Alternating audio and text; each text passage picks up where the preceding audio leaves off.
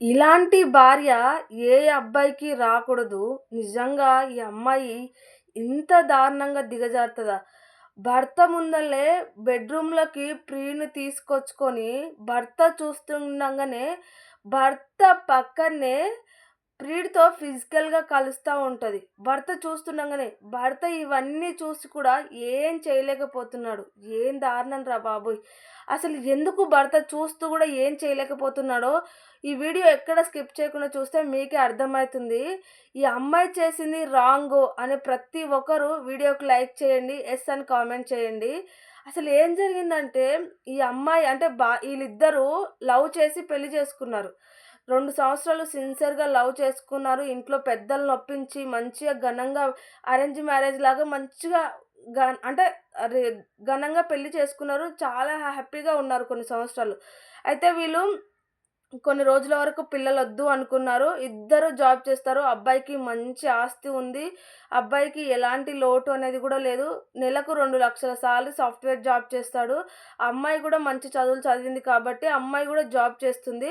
ఇద్దరు చక్కగా జాబ్‌కెళ్ళేవాళ్ళు, వచ్చేవాళ్ళు. కొన్ని రోజులు ఇలాగ మంచిగా గడిచిపోయింది. 2 సంవత్సరాలు చాలా అంటే చాలా బాగున్నారు. తర్వాత 2 సంవత్సరాల తర్వాత ఈ అమ్మాయికి ప్రెగ్నెన్సీ వచ్చింది. ఆ ప్రెగ్నెన్సీ ఉంచుకున్నారు. ఇంక చాలు మనకు పిల్లలుండాలి. చూసిన వాళ్ళు కూడా ఎప్పుడు పిల్లలు కంటారు అని అడుగుతున్నారు కాబట్టి ఉండని ఇంక అని చెప్పేసి ప్రెగ్నెన్సీ ఉంచుకున్నారు. ఆ అమ్మాయి అంటే వీళ్ళకు ఒక అమ్మాయి కూడా పుట్టింది. ఆ అమ్మాయికి 5 మంత్స్ వచ్చింది. అంతా బాగానే ఉంది. కొన్ని రోజులు ఈళ్ళకి ఎలాంటి గొడవలు కానీ, ఏమి కానీ లేవు. మంచి లైఫ్. ఎట్లా అయితే ఎంత సిన్సియర్‌గా అయితే లవ్ చేసుకున్నారో, ఎంత బాగా అయితే ఉన్నారో, అలాగే వీళ్ళకు ఎలాంటి గొడవలు లేకుండా అంత బాగా ఉన్నారు. తర్వాత డెలివరీ అయ్యి ఆ అమ్మాయికి అంటే పుట్టిన కూతురికి 5 మంత్స్ వచ్చింది. అయితే ఈయన డైలీ ఆఫీస్‌కెళ్ళి ఎలాగ వచ్చేవాడో, అలాగే ఆఫీస్‌కెళ్ళి వచ్చేటి రోజు ఒకరోజు దారుణంగా యాక్సిడెంట్ అయింది పాపము. నిజంగా చెప్పుకోలేడన్నమాట. దారుణంగా యాక్సిడెంట్ అయితే ఆ అబ్బాయికి బ్యాక్ సైడ్ అంటే భర్తకు బ్యాక్ సైడ్ మొత్తము ఎన్నుపూస ఉంటది కదా! అదంతా బ్యాక్ అంతా డ్యామేజ్ అయిపోయి ఆయనకు బెడ్‌కు పరిమితం అయిపోయిండు. ఇంకా ఆయన నడవలేడు, చేయలేడు.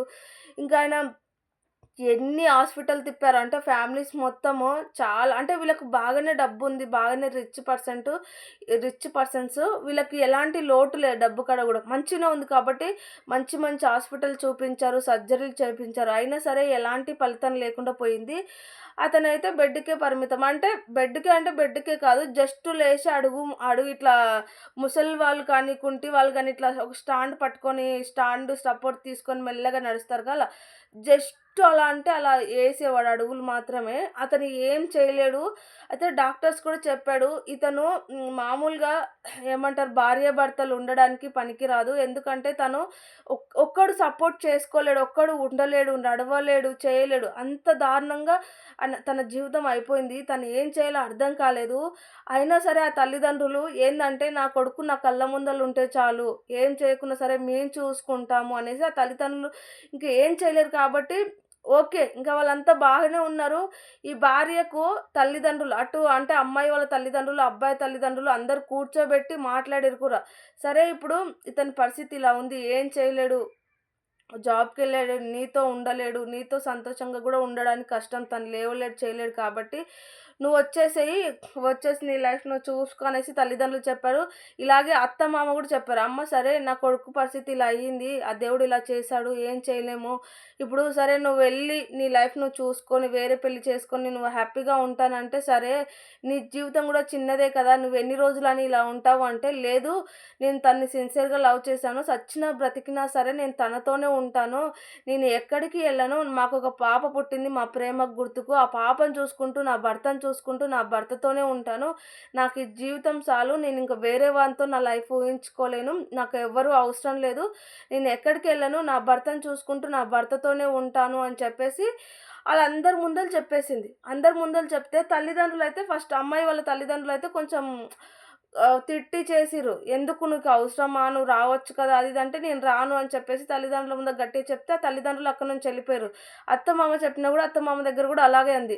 ఇక భర్త గూడా చెప్పి చూసాడు. "చూడు ఒకసారి ఆలోచించు. నీ లైఫ్ నాశనం చేసుకోకు. నా లైఫ్ ఎలాగో నాశనం అయింది కాబట్టి నీ జీవితం గురించి ఆలోచించు" అంటే, "లేదు నిన్ను ఏ రోజైతే లవ్ చేసి నేను పెళ్లి చేసుకున్నానో ఆ రోజే నా చావైనా బ్రతికైనా నీతోటే" అని చెప్పేసి అబ్బాయితోటే కలిసి ఉంది.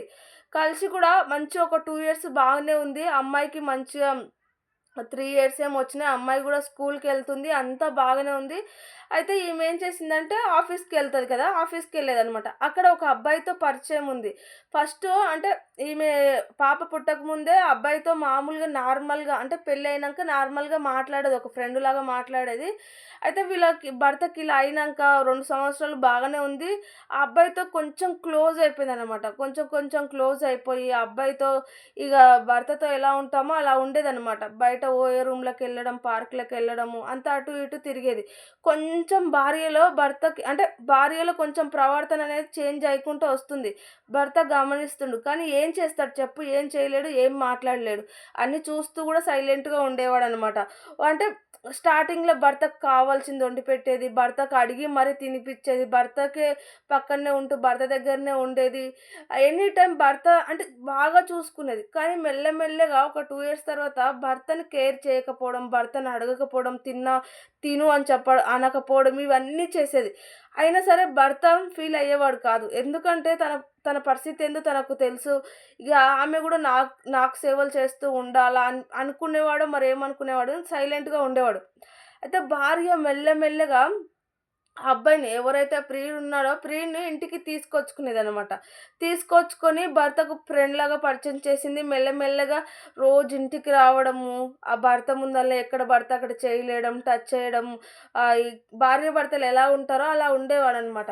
అయితే భర్త అడిగిండు, "ఎందుకు అతనితో నువ్వు అట్లా ఉంటున్నావు? నేను చూడలేకపోతున్నాను. ఎందుకిట్లా ప్రవర్తిస్తున్నావు?" అంటే భార్య ఓపెన్‌గా చెప్పేసింది, "నాకు తనకి ఫిజికల్‌గా సంబంధం ఉంది. తనని లవ్ చేస్తున్నాను. తనతో నేను ఉంటున్నాను. నాకు తను కావాలి" అని చెప్తే, "సరే నువ్వు వెళ్ళు. వెళ్ళేసి నువ్వు పెళ్లి చేసుకుంటావా? తనతో ఉంటావా? నీ ఇష్టం" అంటే, "నేనెక్కడికి ఎళ్ళను. నీతోనే ఉంటాను. నీతోనే ఉంటాను. తను రోజు వస్తుంటాడు. నాతో ఫిజికల్‌గా కలుస్తాడు. అంతే. నువ్వు చూస్తూ సైలెంట్‌గా ఉండు. నువ్వేం చేయలేవు కాబట్టి నువ్వు సైలెంట్‌గా ఉండాల్సిందే. నేను ఇప్పుడు బయటికెళ్ళాలంటే ఎక్కడికెళ్ళాలి? నా పిల్ల భవిష్యత్తు నాశనం అవుతుంది. నీ అంత ఆస్తి ఎవరికిస్తావు? నాకే రావాలి నీ ఆస్తి" అని చెప్పేసి ఈ అమ్మాయి ఇన్ని రోజులు ఎందుకుందంటే ఆస్తి కోసం. అబ్బాయికి చాలా ఆస్తి ఉంది కాబట్టి, ఆ ఆస్తి పైన కన్ను పడ్డది కాబట్టి ఆస్తి కోసం మాత్రమే ఉంది. అయితే ఏం చేసింది ఇంకా ఎట్లా భర్తకు తెలిసిందని చెప్పేసి భర్త పక్కనే బెడ్ పైనే భర్త చూస్తుండగానే భర్త ముందలనే ఫిజికల్‌గా ప్రియుడితో కలిసేదనమాట. భర్తని అంత దారుణంగా రెచ్చగొట్టడము, అంత దారుణంగా అంటే బాధ పెట్టడము ఎంతవరకు కరెక్ట్ అంటారు చెప్పండి? భర్త చూసి కుమిలి కుమిలి పోవడం తప్పిస్తే ఏం చేయలేకపోయిండు. అప్పటికి చూసి తట్టుకోలేక నీ కాలు మొక్కుతాను, నీకు దండం పెడతాను, నేను చూసి తట్టుకోలేకపోతున్నాను. లేదంటే నాకేదన్నా ఇచ్చి చంపేయి. అంతేకాని ఇంత దారుణంగా నన్ను టార్చర్ పెట్టకు. నా జీవితం నాశనం అయింది అని చెప్పేసి నేను నరకం అనుభవిస్తున్నాను. అయినా సరే నువ్వు బయటికెళ్ళి జీవించు, బ్రతుకు అని చెప్తున్నాను. అయినా సరే నువ్వు వినకుండా నా ముందల ఇలా చేస్తే నేనెలా తట్టుకోగలుగుతాను? నా మనసు అస్సలు ఒప్పుకోవట్లేదు. నేను జీర్ణించుకోలేకపోతున్నాను అని చెప్తున్నాడు. అయినా సరే భార్యకు అర్థం అవ్వట్లే. ఎందుకంటే బయటికెళ్తే ఆస్తి రాదు. ఇప్పుడు ఇతన్ని వదిలేసి విడాకులు ఇచ్చిపోతే ఆస్తి రాదు అనే ఆలోచనలో మాత్రమే ఉంది. కానీ ఇంత దారుణంగా దిగజారడం ఎంతవరకు కరెక్ట్? లవ్ చేసి పెళ్లి చేసుకున్నావు. పాపం అనుకోకుండా అలాంటి పరిస్థితి అయింది. అయినా వాళ్ళ తల్లిదండ్రులు, భర్త గూడా నీకొక ఆప్షన్ ఇచ్చాడు వెళ్ళిపో అని చెప్పేసి. అయినా వెళ్ళకుండా ఒక నరకం చూపిస్తూ భర్తకు ఇట్లా చేయడం ఎంతవరకు కరెక్టు? ఏ భర్తకైనా చాత కాకపోయినా సరే భార్య వేరే అతనితో ఫిజికల్‌గా ఉంటుంది అని తెలిసినా సరే తట్టుకోలేడు. అలాంటిది కళ్ళ ముందలనే నువ్వు ప్రియుడిని తీసుకొచ్చి భర్త ముందలనే భర్త చూస్తుండగానే భర్త కళ్ళ ముందలనే ఫిజికల్‌గా కలిస్తే ఆ భర్త తట్టుకోగలుగుతాడా? ఇదెంత వరకు కరెక్టు. ఈ అమ్మాయి చేసింది ముమ్మాటికి తప్పు అనుకునే ప్రతి ఒక్కరు ఈ వీడియోకి లైక్ చేసి యెస్ అని కామెంట్ చేయండి. అలాగే ఛానల్ సబ్స్క్రైబ్ చేసుకోండి. ఇలాంటి వీడియోస్ వస్తూనే ఉంటాయి. ఈ అమ్మాయి చేసింది మాత్రం ముమ్మాటికి తప్పు అని నాకనిపిచ్చింది. ఎందుకంటే వాళ్ళంత మంచి ఆప్షన్ ఇచ్చిండు. నీకెళ్ళేసి నువ్వు నీ లైఫ్ నువ్వు చూసుకో అని చెప్పేసి, అయినా సరే ఆస్తికి ఆశపడి ఆలోచించకుండా భర్త ముందల ఇలా చేయడం ఎంతవరకు కరెక్ట్ అంటారు? నిజంగా ఏమన్నా ఈమెకు ఫీలింగ్స్ ఉన్నాయి, భర్త ఏం చేయలేడు కాబట్టి అనంటే బయట చూసుకో అంతే. కానీ భర్త ముందలే భర్తకి ఇంత నరకం చూపించడము కరెక్టు అని అస్సలు నేనైతే అనుకోవట్లేదు. ఇలాంటి వాళ్ళు ఎవరున్నా సరే మైండ్ చేంజ్ చేసుకోండి. మీ లైఫ్‌ని మీరు చూసుకోండి. కానీ పాపం భర్త టార్చర్ అంటే భర్త చూస్తుండగానే భర్త ముందలే ఇలా చేస్తే, ఆ భర్త భరించలేడనమాట. భర్తని ఇంత దారుణంగా టార్చర్ పెట్టడము కరెక్ట్ కాదు. భర్త మంచిగా ఉన్నప్పుడు భార్యని కంటికి రెప్పలా కాపాడుకున్నాడు. కావాల్సినయి ఇప్పించిండు. మంచిగా చూసుకున్నాడు. అదన్నా గుర్తుబెట్టుకోవాలి కదా! మనిషికి ఫిజికల్‌గా కలవడం ఒక్కటే జీవితం కాదు. దాని గురించే మనుషులు ఇంక బ్రతకట్లేదు. ఒక్కసారి బుర్ర పెట్టి ఆలోచించండి. మీరు నిజంగా అతనితో ఉండలేను అనిపించినప్పుడు వెళ్ళిపోండి. వాళ్ళంత మంచి ఆప్షన్ ఇచ్చినప్పుడు. అంతేకానీ వాళ్ళు నిన్ను అంత మంచిగా చూసుకొని, అంత బాగా నిన్ను ప్రేమించినప్పుడు వాళ్ళని నమ్మించి ఇంత దారుణంగా వాళ్ళని నరకం చూపిస్తూ, బాధ పెడుతూ, టార్చర్ పెట్టడం ఏమాత్రం కరెక్ట్ కాదు. నాకనిపించిన అభిప్రాయం నేను నీకు చెప్పాను. మీకేమనిపిస్తుందో వీడియో చూసిన ప్రతి ఒక్కరు ఈ వీడియో పైన మీ అభిప్రాయం ఏంటో కామెంట్ చేయండి.